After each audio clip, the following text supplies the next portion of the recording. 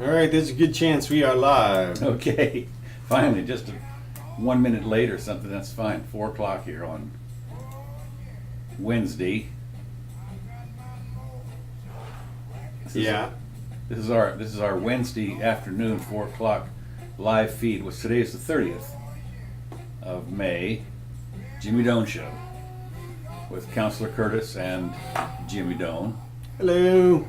Hello, everybody. Well, lots of news. I actually had to pick out some bits and pieces today because there was so much news going down. But I sent you over a list of what some of the topics that we could talk about, and so the deal is I'm going to do them a little bit out of order. Okay. We're sponsored by ABC today. Yeah. So I was just throwing that out there. That's good. Yeah, well, that's good because we got some news about ABC. Uh-huh. Can you see me yet? Yeah. Okay, there we are. There we are. Okay, good. Live feed. Okay, so at any rate, so this is live. That means no editing. That's it. So What you see is what you get. Yeah, this is Wednesday afternoon live on the Jimmy Doane Show. So anyway, the deal is on ABC. Of course, they canceled Rosanne. Uh-huh. It's interesting. To Universal, I mean, even people that should know better, I think, have condemned her roundly. I mean, she was fired. The show was gone within a couple of hours after this tweet. Okay. And the offending tweet was that Valerie Jarrett, who apparently was the what do you call the Rasputin behind Obama for 8 years. Yeah, she was a top advisor. Top advisor, but you never heard about her or anything like that. But she did have, she was like from Iran or something. I mean, she was, she had ties to, let me put it this way: we had 6 degrees of separation. There wasn't that much separation between her and, quote, the Muslim Brotherhood, number one. What are you trying to say? You think she was a Muslim Brotherhood person? Could be. Okay, but my point is this. Here's the deal. What happened was the best explanation, and I advise everybody to go right now or go right after this show and go take a look at it. Cue up Scott Adams. He is the creator of Dilbert. He has a Periscope feed several times a day. Okay. And he gave a blistering and a beautiful... Why don't you summarize it here? I'm going to. Okay. Defense of Rosanne and the tweet. Here's the way it worked. She said in her apology that she'd been on Ambien. Scott Adams says Ambien is classified, mind you. This is 2 o'clock in the morning. She did this tweet. You're not really trying to say that because she was on Ambien. Yes. Come on, man. No, wait a minute. Wait. Hear me out. You have to listen to what Scott Adams, the way he's really good at this. It turns out that it's a particular kind of drug. It does have side effects. Of course, the Ambien people came out immediately and said, our pill, Ambien, does not cause racial comments. Okay, couple of things. Just the pill is white, right?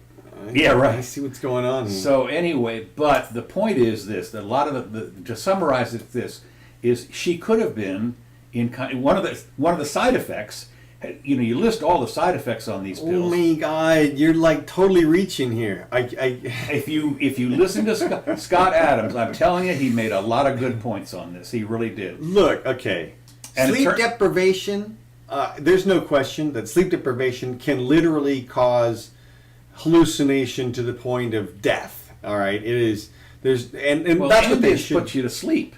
Okay. It's hypnotic. What I'm getting at is once you start messing with the sleep situation, I get it. You can put yourselves in all kinds of weird mental states. All right. Okay. That's not what happened here. Okay. What happened is she's a comedian. You take swings at people, and sometimes they fall flat.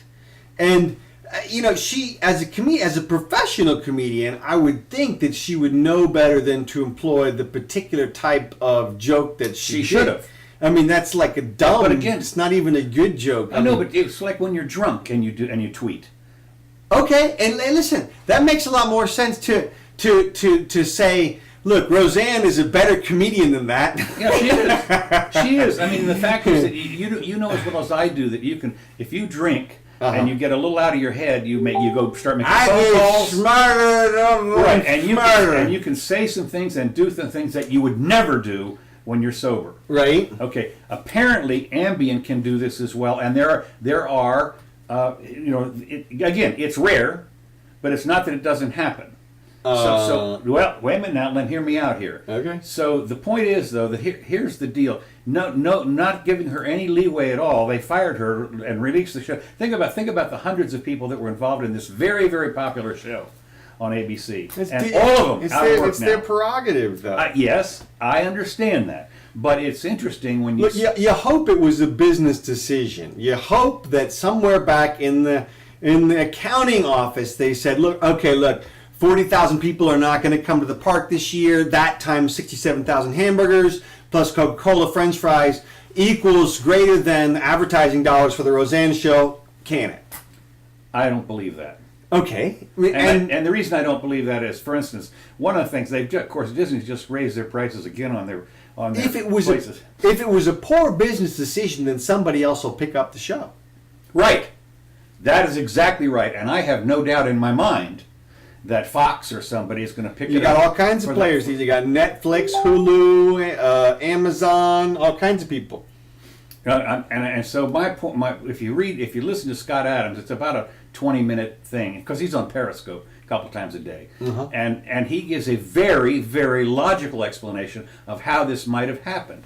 And he says that if you assume for the moment that she is this horrible racist person, and that she deliberately sent this out, as opposed to she was under some kind of stress or some kind of hallucinatory something or another. The hallucinatory part makes more sense because of her history. You know, one of the things she has a history of is speaking her mind, but this was so off the rails that this is one of those things that can't possibly have happened. So I don't know if it was off the rails.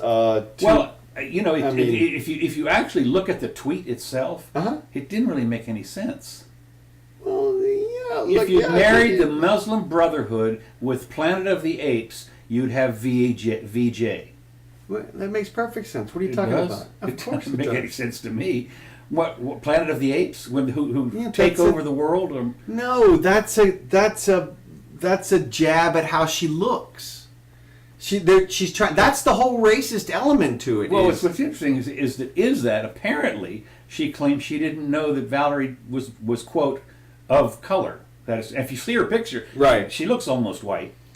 I mean, whatever. I mean, look, they're free to draw whatever inferences they want. They're free to canter if they want to. I understand. I think it's a bad business decision. I think it's a horrible business decision. If it was made for political purposes, I was about to say. I'm sure it was. I mean, you think about... Like I said, we'll see. Well, we will, because you see that some of the stuff that the lefties say, for instance, the late night shows, the Bill Maher... no holds barred with that guy, and some of those people have come out. They're not supposed to be holds barred. No. That's what I'm saying is, but then nobody's canceling no shows for doing stuff that's even worse about Trump. You know, a yellow monkey or whatever it is, or what's her name, holds up the head. Oh, well, you can say whatever you want about white people. That's right. Well, that's right. That's right.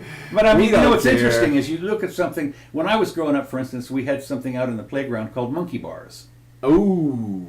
Couldn't do that today. It was the Jungle Gym. Yeah. The Jungle Gym. Oh no. No, I'm serious. And you'd say, and you'd look at their all white kids, and you could look out there and you'd say, look at those little monkeys. They're swinging. They're all swinging on the thing. Yeah. On the different bar. And we called them monkey bars and called the little kids monkeys. I mean, but that was 60 years ago. Right. And boy, you try and do that today.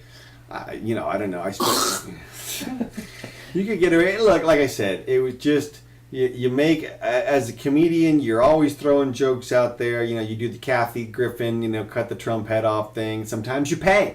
Sometimes you pay dearly. Well, she, by the way, has backed off from that and has unapologized. Oh, Kathy Griffin? Yeah.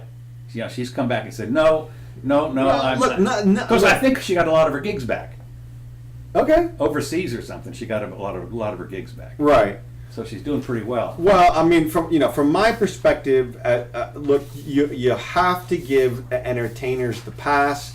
It's literally their job to make those jokes. Yes, and when they fall flat, the definition of a flat falling joke is it's offensive. I mean, that's what happens. So it's a whole category of jokes. Well, yeah, I mean, white people can't use the N word. You know, that kind of thing. Well, that's not jokey stuff. That's cultural norms and things. Well, I know, but if you're black, you can do that all the time. Right, so? But you remember when, what's his name, who was on Seinfeld that told the crazy... Yeah, well, okay, right. Classic example of horrible comedic presentation. But so... It wasn't comedic. He was seeing some people in the back. He was pointing to them. I know, but he was doing a stand-up routine. Right, he was doing a stand-up routine. And I mean, if there's any venue at which no holds are barred, right, it's the stand-up circuit. I mean, the whole point of that is brutal descriptions of everyone, the worst possible. True. That's the whole point. So you can't censor that even a little bit. I mean, Twitter. This is Rosanne on Twitter. Again, I like your theory now, though, from the standpoint of I think Rosanne is a better comedian than that. Yeah. And I don't think that she would have made such a bad joke unless she. I think she can now. I'm buying it a little bit. Again, you should if you listen. Only from the standpoint of like I said, I think she's there are very few professional comedians that are going to make jokes about the way somebody looks. You know, it's. I'm telling you, it was so out of her personality that she must not have been in her personality. Right. That's the way I'm looking at it. That's the way Scott Adams looked at it. Well, whatever. I think it's a little heavy. It seems heavy-handed if I were the Disney people to wipe out all those people. Well, Disney is typical liberal place. I mean, you expect them to do. I think there are those people that said that Disney might have been looking for a way to cancel her. They were getting ready to sign her for a second season or something. I mean, she had 20 million visitors on the first show. That kind of stuff. Which is, there are shows that beg for 2 million. Mm-hmm. So anyway, okay, let me go on for that. Yeah. Now the next thing that I have got here is that Donald Trump has been slammed for his Memorial Day speech, which he gave. I forget where it was. Well, he was slammed because he promoted himself. He said, because of me, and we've had this great, this fabulous economy, and the families of these past people must be happy now, and of course they're not. But it's interesting because I think Memorial Day has been around for well over 100 years, and I read a little article there. Yeah, it said Civil War. Civil War, right? And of course, what's interesting is you think about the people that were fighting for their own Americans that were fighting for their own cause, the South, and the North. And so when here we've been taking down statues of Confederate people that actually were fighting for their own cause. No memorial for them. Thank you so much. But they're still. But my point is that there was a guy that came out and he said, Memorial Day, unfortunately, when they talk about the fallen and the brave people who have kept us safe, well, you kind of look back and you think, well, since the Second World War, and even then, but the Korean War, this we're worried about the Norks coming over here and invading California, so we lost 39,000 people over there. Did get a movie and a series out of it called MASH, but then you looked at the Vietnam War, which 55,000 people dead plus untold hundreds of thousands of wounded. I mean, and these people are to be memorialized for something that first of all they were drafted, and so they didn't really have much choice. Well, they still look. I got no problem with memorializing the people, the soldiers who went over there. We're not celebrating the leaders who sent them over there. Whether or not it was a good decision, they answered the call and showed up and did whatever. Well, they've been brainwashed to think that they should have gone over there. Of course, then they got the volunteer army out of the way. Well, when you're 18, it's hard to know whether or not the country has decided wise leaders not to make stupid decisions. Well, exactly. Which you hope they're sending you over there because the country depends on it, which is what they tell you, of course. And of course, you look at it, especially in hindsight. We've talked about this before with McNamara coming up in the Vietnam War, saying we knew right away we weren't going to, and they still managed to send 750,000 Well, people. I think everybody pretty much recognizes that the wars since World War II have not necessarily been ones wherein the United States was threatened with existential. Right. And actually, when you look at it, we weren't really threatened with. I mean, Hitler couldn't even get across the canal to England. So, to think that he was going to be coming over with his million-man army to, invade the United States is a little bit of a joke. Well, his goal was to take Russia and then use those resources. Again, maybe, but of course, we saw what happened in Russia. You don't plow through. This is like what you just go on in there and like what Napoleon did. I mean, they froze out. A couple of million men, for God's sake. They should have brought boots or something. Yeah. So anyway, I just think that Memorial Day is one of those things that is. Even the churches and everybody come up and give people free food and so forth for saving us from from another Holocaust or whatever the hell it is. And I don't think it's. It's kind of interesting that you can't really say Happy Memorial Day. Yeah. Right. You don't really want to celebrate because it's like deaths and stuff, but then you can't go to work because somehow that's. Well, not only that, but they did a little. I think Waters or somebody did Infowars or somebody did a little celebration on. They went out to one of the beaches in New Jersey and asked people, "What about Memorial Day? What does it mean to you?" He says, "I get a day off." Well, sure. I mean, that's the. They had no idea what it was for. Oh, they cherry pick those people, though.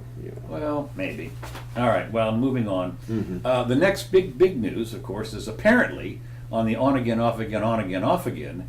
The North Koreans are now practically begging to start this summit thing back up again. We said, huh? We said that last time. Well, no, but this is like a new thing. We got one of their guys coming over here to meet in Washington, or someplace to meet up and start to really set this thing up. Well, what's happened? What's interesting is the picture. I don't know if on our Sunday show if this picture had been up there, but they had the two leaders hugging. Was that last Sunday? Yeah. Okay, we already had that. But at least for what's interesting is that these two guys, if nothing else, apparently, may have decided that it's time for them to bury the hatchet. And screw China and screw the United States. We're going to make this happen. Well, you'd figure that the South would want that so that they don't have a militarized border on their north side. Right. I mean, it probably raises insurance costs if somebody wants to build a company within mortar fire of Seoul is like 30 miles south of the border. I know, that's what I'm saying. So they're within range of the big guns. Not even that big, but yeah. So I would imagine that would be nice. Also, it would be nice to have all those brand new market, whole bunch of people who could buy stuff, right. Theoretically. Well, it's interesting because China they're wanting to open up that market, and of course they are to some extent. I mean, when they put the big sanctions on North Korea, but China said, "Screw it, we're going in," which of course is also interesting to dovetail on that. Well, two things: one, it does appear, as of today, it appears that this quote summit might come off. Yeah, people.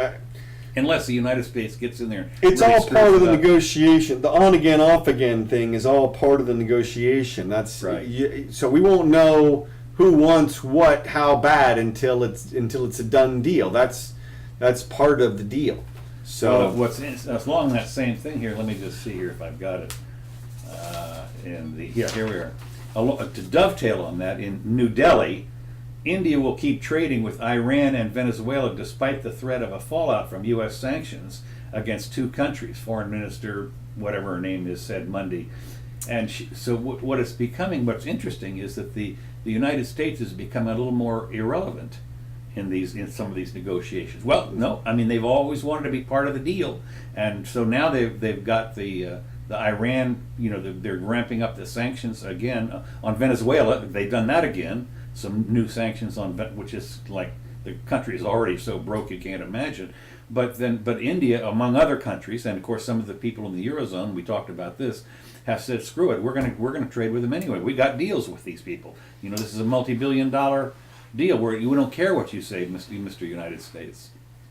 Well, it makes sense to me. I mean, they got money to be made. Yeah, right. There's money to be made. Everybody's scrambling for a buck. Why wouldn't you do whatever trading you can unless you faced some sort of serious Well, backlash? that's what, of course, what Trump has threatened to do, of course, is to say, oh, if you have a secondary item, that is to say, let's say if you're going to use your parts or whatever to go to Iran, then we're going to not let you buy from Boeing or something like that. Or whatever. We'll see. Yeah, we'll see how that works out. So at any rate, I thought that was so. Anyway, Washington has also tightened sanctions against Venezuela over the re-election of Maduro. And like, what business? And of course, I've always mentioned this, I've said this on every one of our broadcasts is that sanctions are an act of war. I mean, it's like a blockade, right? And so that's an act of war, but we haven't declared war on any of these people. Not that we have. Right. Well, it's kind of soft war. It's pressure without actually firing bullets, and yeah, but people starve and die from medical necessity and things like that. It's true. I mean, I'm with you. I think that from my perspective, the thing to do would be to increase the trade. Yes. And, well, as we've always said, either goods cross borders or soldiers do. So that's just one of the little things. Now, let me just see here. I've got another little thing here that I want to talk to you about because I thought you as being our legal eagle here, the Supreme Court is getting ready to rule. As you know, they put all their decisions usually in June. Mm-hmm. For the year. Well, this is a big one. Is the cake one? Now, this was the one where a couple of years ago. This is in Colorado, I think. A gay couple went into a cake place and decided they wanted to order one of his custom cakes. And before they got around to anything, he looked at him and he said, "Well, but you're gay." Mm-hmm. And I don't do, it's against my religious beliefs to do gay stuff. Well, right. So the lower courts basically pilloried this guy. I mean, they said, you've got to do it. And I think he started to go out of business. Turns out that it's interesting because the ACLU is supporting the plaintiffs and the Justice Department is supporting the cake guy. And they've written their briefs or whatever it is. And so the thinking is that there's a real possibility that the lower courts will be overruled, and they will say that if you're an artist, in other words, that you're not going to be required to use your artistic talent. Mm-hmm. You could go in there and say, "I want to do a painting of me holding my friend here, my partner," and they say, "I don't pay people like that." I don't think there'd be a problem there, would they? Yeah, I mean, the way that the trend is going, the trend is to allow the federal government to force specific performance by anyone in any job due to Title VII potential violations, which is any type of discrimination. Which is to say that there's a trend right now that basically says, when you walk into any kind of a shop, they have to serve you, and if you can demonstrate that their reason for not serving you is some type of discrimination against a protected class. Correct. Okay. Correct. Now the question though is the cake had not been built, right? So it wasn't like they were getting something off the shelf. Okay. So they were actually going to try to require him, right, to design what they call cake specific to their performance, right.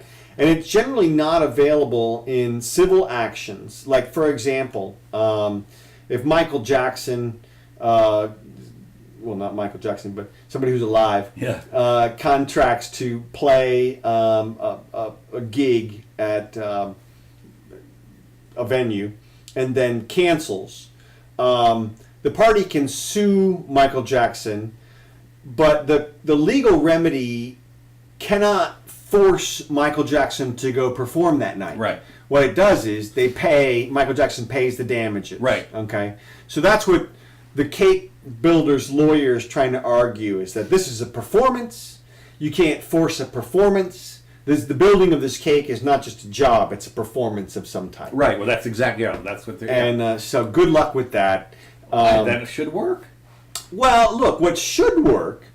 I'm sorry. What should work is the same thing that's worked for generations and centuries, which is there's a sign on the door as soon as you walk into any place of business, which says, "We reserve the right to refuse service to anyone, regardless of any reason." That's because you have to allow businesses the right to sort of police their own customers. That is to say, if a customer comes in and they're a serious asshole, the person can just throw them out. The business owner can just throw them out. Well, now, theoretically, if they come in and they're an asshole, but they're a member of a protected class, right, then there may be a problem with throwing them out, because they can claim they got thrown out because they were part of this class, not because they were being an asshole. Right. And so you get this, all of a sudden, distortion. And how are you going to force the person to perform? And what if they make a substandard cake, or they misspelled your name on the cake? I mean, what, it tastes awful or something. This is for my GAI buddy. Right. I mean, whatever. They could mess it up 1,000 different ways. Yeah. So it's like impossible to prevent that type of discrimination. What's happening here is people are trying to transfer the requirement that we have in our society that the government not discriminate against you, right, over to the people. And they're trying to say that businesses can't discriminate against you. For any reason. Right, and that's just too broad. The whole point is, look, the laws can't protect you against nature. Nature can discriminate against you. Right. A freaking boulder can just hit you right now. Life is not fair. That's right. It has discriminated. The boulder hits you, okay? And the same way with other people, you can't, if somebody wants to be an asshole to you because they don't like the way you look like their ex-boyfriend or girlfriend or whatever it is. Yeah.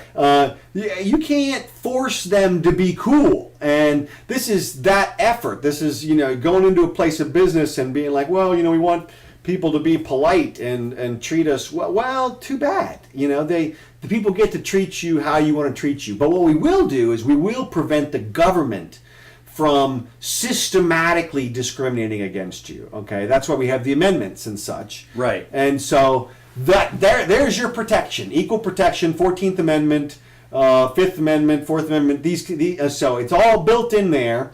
But those are protections from government actors, right, not from cake makers. Right. The cake maker can freaking discriminate against you all they want to, and that's totally fair.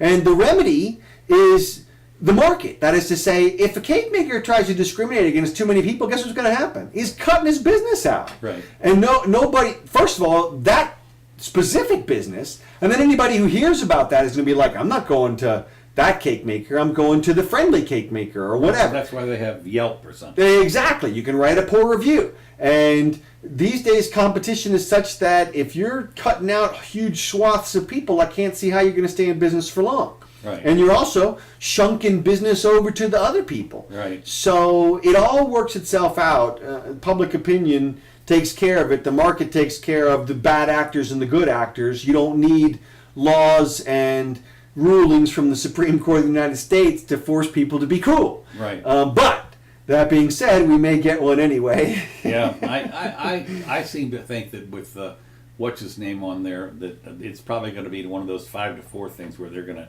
where they're going to chunk it out and say, look, the guy was you can't force this guy to make your cake. That's the end of story. I hope you're right. Not because I like and supporting the guy's actions, but because I don't want that ensconced in law. Right. We'll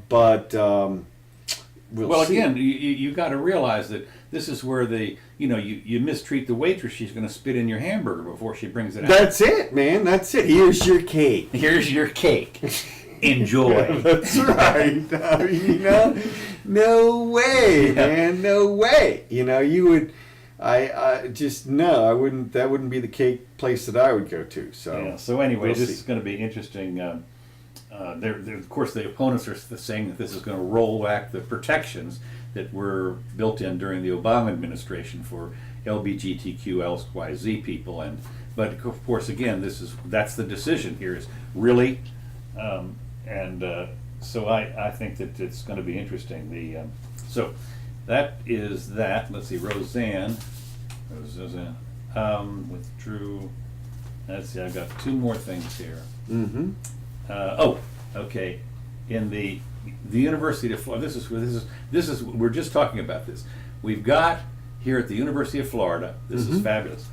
The University of Florida named Antonio Farias Vice President for Equity and Inclusion and Title IX officer at Wesley University as its first Chief Diversity Officer. Chief Diversity Officer. Chief That's right. Diversity Officer. UF has hired a Chief Diversity First Officer. one. That's right. Well, wait a minute. He's got the creds. Oh yeah. Yeah. Here, the University of Florida named its first Chief Diversity Officer according to a statement Tuesday, and so forth. Well, it's a good thing because this racist, non-inclusive university over Yeah, here. right. Yeah, that's right. And so, well, the only time that's non-inclusive is when the quote white supremacist guy wanted to show up here. Yeah, that's right. That's right. He's gone, So anyway, and lead the school's inclusion efforts. Antonio Ferris, Vice President for Equity and Inclusion, so forth at Wesleyan University, which was where I went, which is a liberal, ultra left liberal college. I fortunately. So this guy's coming from Wesleyan. Yep. Where you had the same Kind of. Yeah, similar- well, sort of. Actually, his job is not going to be quite as extensive as it was at Wesleyan. He will start his job as Chief Diversity Officer. His salary will be $280,000 a year. Sounds underpaid. Yeah, underpaid. He's 52. He wants members of the university community to have a sense of belonging, excellence, and authority. Isn't that already on there? Veritas. Yeah, right. He worked on inclusion and equity issues in Wesleyan with the Office of Academic Affairs, Student Affairs, Admissions, and University Relations. For me, these questions of diversity, equity, and inclusion are evergreen solutions or problems, whichever way you look at them. Evergreen solutions or problems. Evergreen solutions or problems. Yeah. So whichever way you look at them. Right. Yep. Well, that's convenient. Yeah. Well, not only it gets better. He says, he's prevented this stuff and so forth. It would be a very important part of our team. And this is the president, Fuchs, says it would be a very important part of our team in how we learn from situations, how we would respond to them, and hopefully how we would prevent them in the future. And of course, this kind of brings up the yesterday or Monday, I guess it was, when Starbucks closed 15,000 stores or whatever it is for their insensitivity training for the unconscious bias, right? Unconscious bias, right? Yeah, so it sounds like they've hired a nanny for $280,000. Well, wait a minute, it gets better, I think. He will support programs and hold the university accountable for its efforts. Well, how do you hold the university accountable? Obviously he's gonna. There's a giant finger that he's gonna. Right. Point and wag. Right. He will wag at you. He will wag your There's finger. There's going to be some serious. Before joining Wesleyan, Ferris worked as the first Chief Diversity Officer for the U.S. Coast Guard Academy between 2005 and 2013. There he developed retention programs for faculty members, students of color, first-generation students, students identifying as LGBTQ, students of different faith and non-faith backgrounds, and women. So, pretty much. So he developed retention programs based on something other than merit. Right. Absolutely. So, but not only that, of course, this is the nice little pot. Ferris's wife, Elizabeth Garcia, is a feminist scholar who will start teaching at UF. Well, there's nothing wrong with that. But what's wrong with feminist? Look, there's nothing wrong with that. But Chief Diversity Officer, if you think about it, right? Your very first responsibility as Chief Diversity Officer must be to divide everybody up according to their race. And there we are. There, I just read you all the different ways he did it at the Coast Guard Academy. Right. I mean, because you would have to start by dividing everybody up in order to know who to advance based on their differences. On one of these 9 things that he does here. That's right. That's right. Yeah. So, well, I like this. How we learn from situations and how we would respond to them, and hopefully how we prevent them in the future. And of course, as I've always said, hope is not a business plan. We'd expect to have a difference. Well, look, don't they already have an ethics department? I guess. I mean, there's no question. What is it? They have a racial discrimination department. You can go complain to somebody if you. Oh, for sure. That's what I'm saying. There's already. So this guy, he's like the super nanny. I guess. And he's gonna. Yeah. He's gonna hold them accountable for their unconscious bias. And this is for $25,000 a month. Not a bad gig if you can. No, hell no, it's not bad. Yeah. Mm-hmm. Well, like I said, it's a good thing because UF,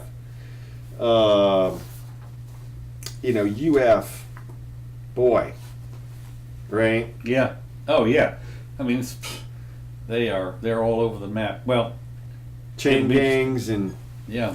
So I've got one more thing. Okay. Which I thought was this is kind of a can you believe this type of thing? This was I forget, a couple of months ago, John Oliver had a gig on televangelists, right? And how they work and so forth, and showed the houses that they live in and so forth. Well, prosperity gospel televangelist Jesse Duplantis is pleading with his followers, claiming he needs $54 million to help him efficiently spread the gospel so as many people as possible. He needs these, so he's asking his flock of millions for the $54 million.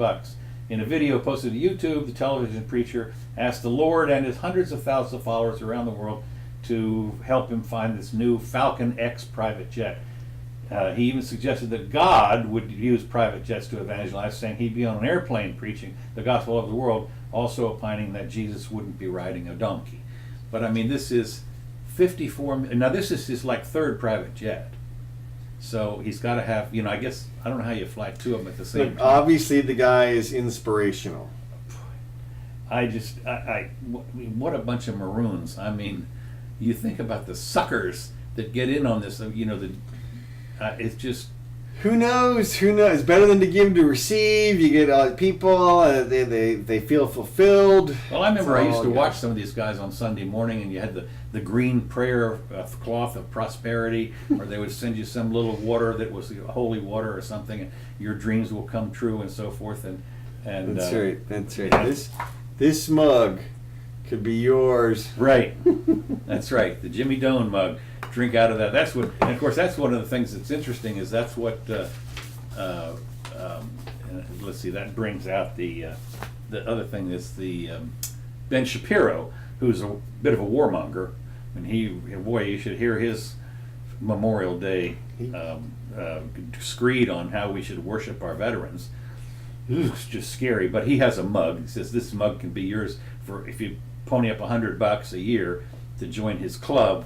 Then he'll send you this mug, and whatever it is, that keeps things hot or keeps things cold. How do it know? So that's interesting. So I'm just trying to think of if there was anything. There were several other things that I wanted to include, but I think that probably might do it for now. Well, I got one more thing. Okay. Actually, two little things. Did you notice that there's an outcry as to what's going on at the border right now? Yes, the tearing apart of families. Right. Yeah. That's right. That's right.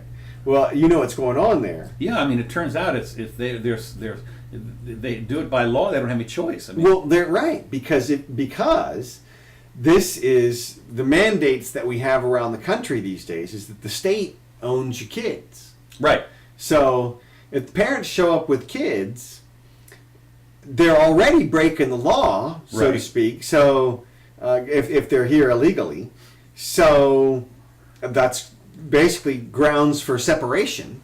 Right. And so, I mean, this is what what our policies do these days. It's not just. Are you telling me the unintended consequences? They're intended consequences. Really? I mean, but they believe they're helping the families. Well, there's a little problem with this, of course. One of the laws is, I said, you can't keep a child in detention for more than 20 days or something. Okay. Well, yeah, And but then you have to put them in find them a care. foster care, Right, which, exactly. of course, we all know the foster care. You, of all people, know how brilliant the foster care system Well, that's what I'm trying to say here is that the policy is that the state knows what's better for the kids, and so we're just going to snatch them from these parents because the parents are criminals or whatever, Right. And we'll just put them with a family, and then Right. it's all good. It's all good. No, well, of course, the left, they're talking about how Trump is tearing asunder. Well, right. That's the complaint. Right. They were all up in arms about a picture of Ivanka and her family. They're like, you get to keep your kids. Oh, right. You know, Yes. that kind of stuff. But it's interesting to me. I mean, of course, I'm an absolutist when it comes to immigration. I think they should all let them all in. Oh, wow. But at least they're half right for bringing the kids in. But then again, splitting up the families. I mean, it should be the parents' decision. If the kid goes or not. Yeah, right. I mean, if they don't want to split up the family, which I would imagine most of them don't. Right. Then Well, they shouldn't. and of course, you're bring them all in.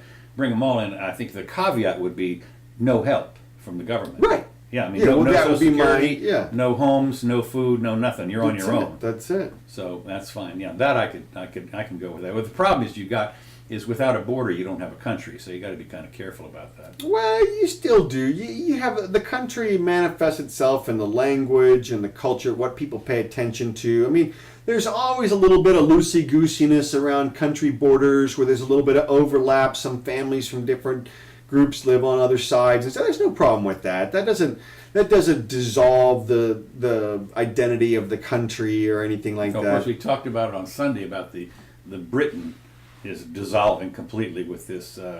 What's his name? Richard. What was the guy who's in jail for 10 months because he was out there filming the Muslims? Yeah. Well, I mean, they've been on a long, slow decline. I don't know. Yeah, it's too bad. That's a little different. Well, I got one more thing. Okay. So Trump is about to sign a bill that I think is going to be potentially very helpful. Okay. It's called the Right to Try Act, and it's already gone through both houses of Congress. Mm-hmm. It's a very, very short little bill, and it basically the nub of it is if you're terminally ill mm-hmm. and you've exhausted all other options, that you have the right to try basically anything. And it's really interesting because if you think about it, I mean, it's obvious that it was crafted as sort of a last-ditch effort type of an act, mm-hmm. whereby literally the concept is, well, you're going to die anyway. Right. So if you take something novel and it kills you, no big loss, yeah, okay? Right. But here's the kicker, okay? Yeah. Guess what qualifies as potentially terminal illness? Life. Pretty much. because what it comes down to is suicide, and suicide is a terminal. Right. It ends in termination. Okay. Mm-hmm. So anything that could seriously lead to suicide becomes a potential terminal illness. PTSD, depression, bipolar disorder. Any of these psychological illnesses, theoretically, could be. You could make the case that the person is on a suicidal track. They're on a terminal path, and if you have a doctor sign off on it and it's okay with the state, it looks to me, the way that the bill reads, it looks like anything is legal. It looks like they could try anything. And so I'm curious to see how this is going to pan out, because this to me is very akin to a constitutional amendment that I always push, which is the right to ingestion. I think that Americans should have the absolute right to absorb. Basically, if you do something crazy after that, well, you could get arrested. But in terms of absorption, I don't think there should be government prohibition. And Tide Pods. Whatever you want. Hey, if that's where you're going. But this so this is kind of a step in that direction, and it's interesting to me. I guess Jared Kushner is involved in some way in sentencing reform, and this may be something good to come out of this White House. So, well, it's interesting you should mention this because I forget what the number is, but like 22 veterans a day commit suicide. Oh yeah, veterans. Well, I mean because of the tremor or horrors of war, or whatever it is. So I mean, like almost every one of those would be under this umbrella. It seems. Yeah, hell yeah. Yeah. Yeah.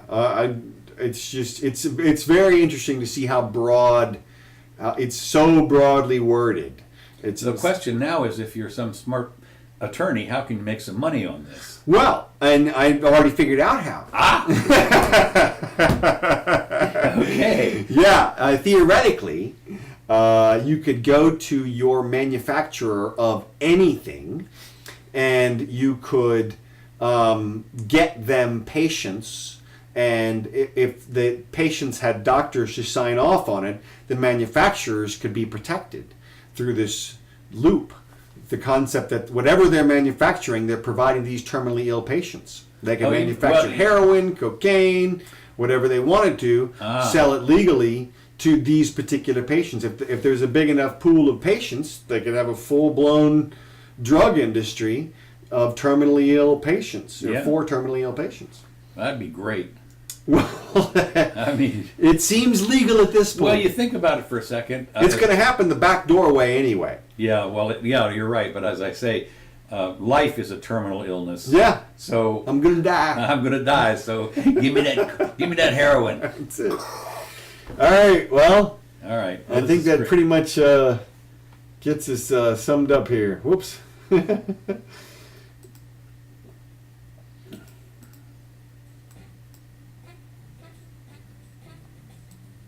Thanks for joining us. Yeah.